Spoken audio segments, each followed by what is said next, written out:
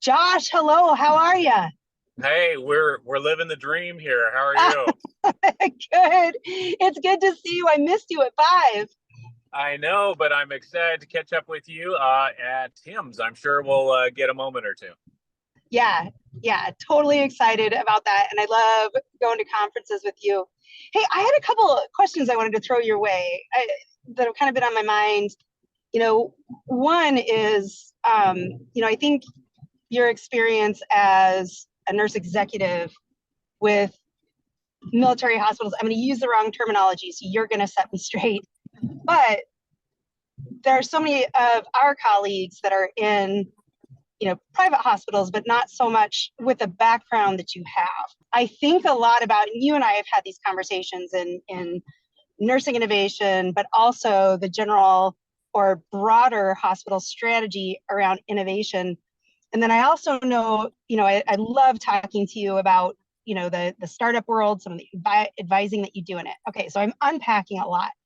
But the question I had is, you walk in these different worlds, the startup, the advisory, and then also as a nurse leader for, in the background, these military hospitals. And now, I mean, you're still in healthcare leadership in the government. How does that spin, or does it change the way that you approach startup world and nursing innovation on the other side of your life where, you're working on kind of these faster pace technology? Sure, and thank you for that question. I think like you said, there's a lot to unpack.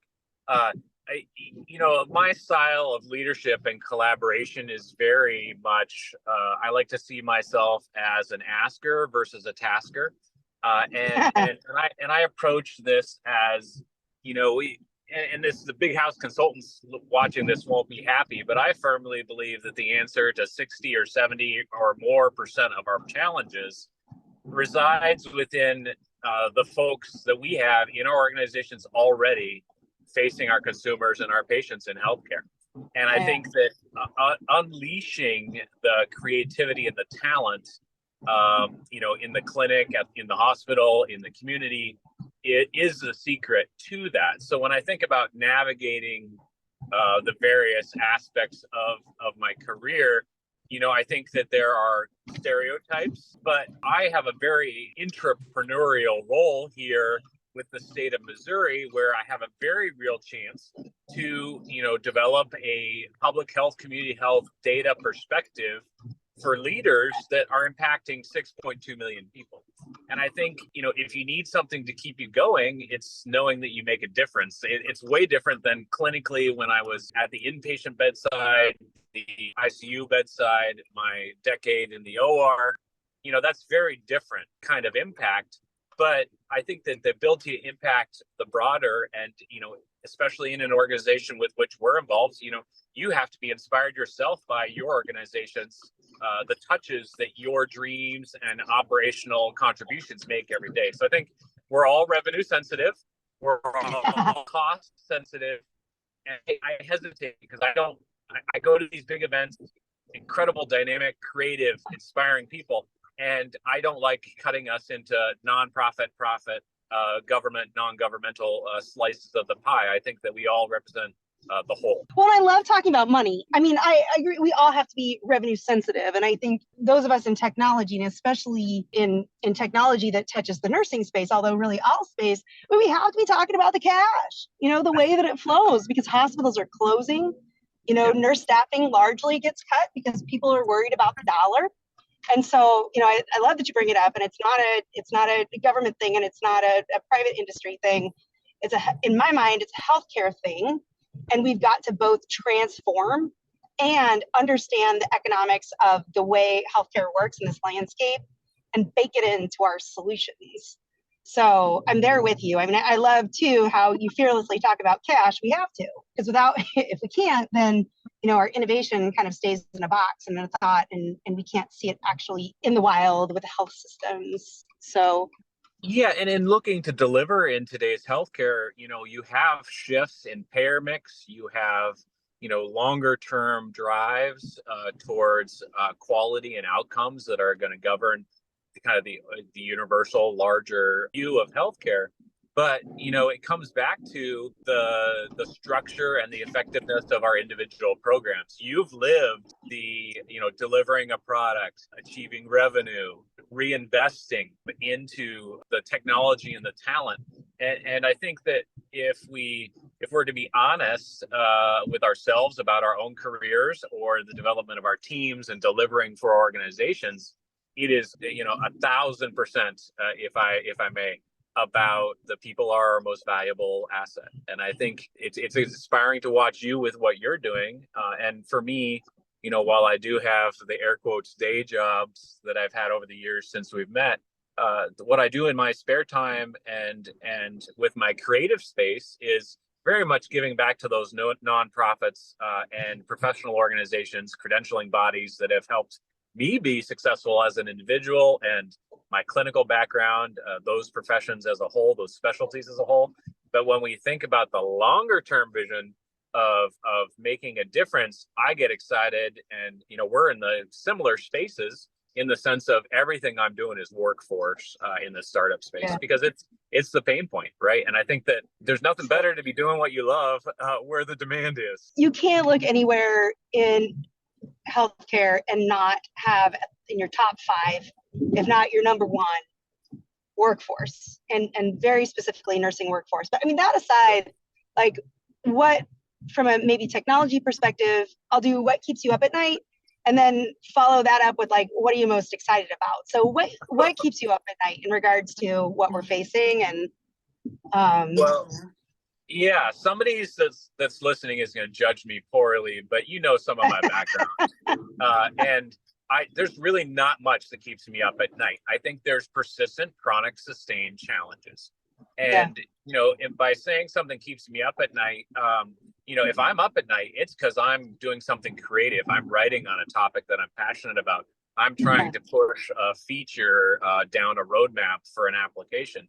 And those things have value, which make them productive, and I think they make them validating.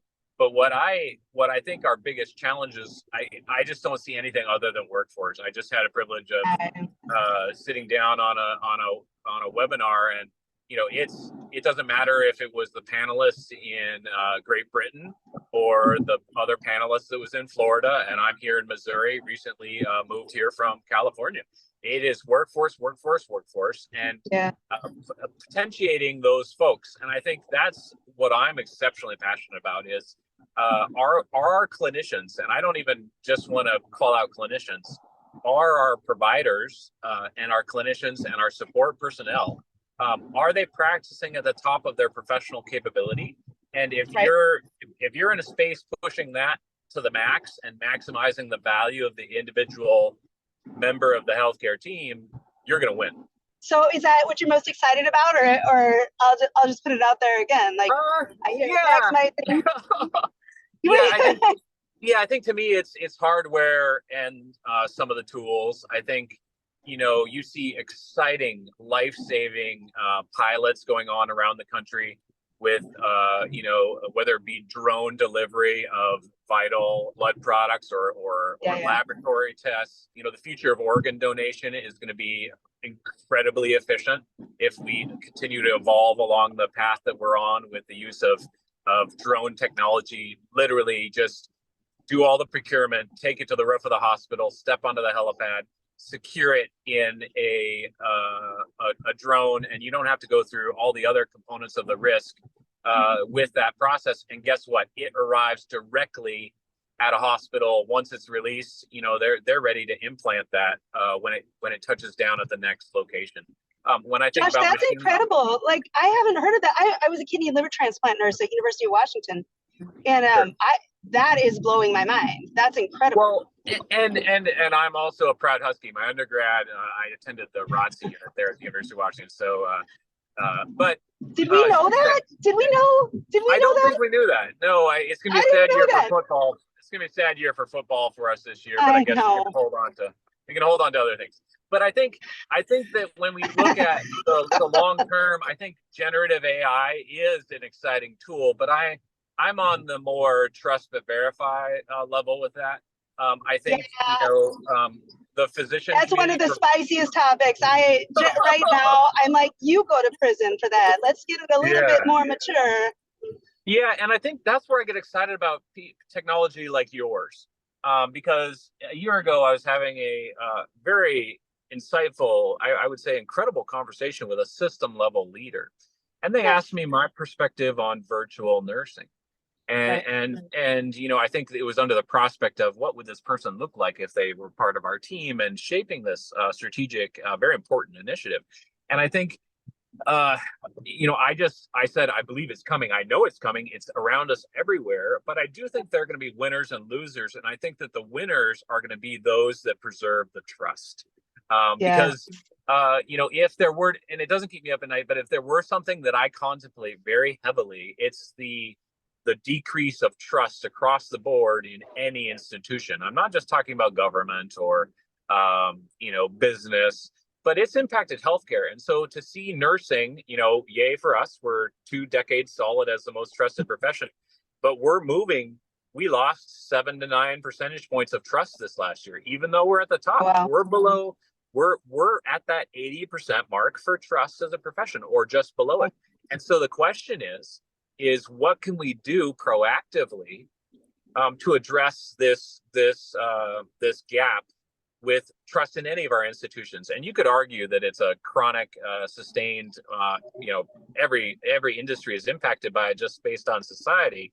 But I think any technology you're looking at and implementing, you have to focus on retaining that trust component and the warmth and empathy and, you know, the sixth sense that we both had at the bedside, that just, you knew something was going to happen before it happened and you were able to be there to support the patient. I think that is what I really am looking for in this next generation of technology and care delivery models, is how do we preserve that? How do we make that better? I mean, you could argue that there's a chance to make it stronger by creating a slightly different team dynamic in healthcare. I love it.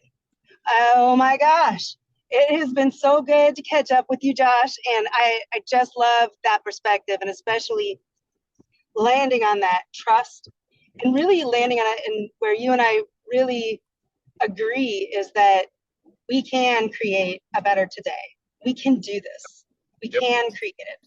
And I'm so excited for it. Okay. It's so good to catch up with you. I'll talk to you soon. Okay. Yep. Can't wait to see you. Awesome.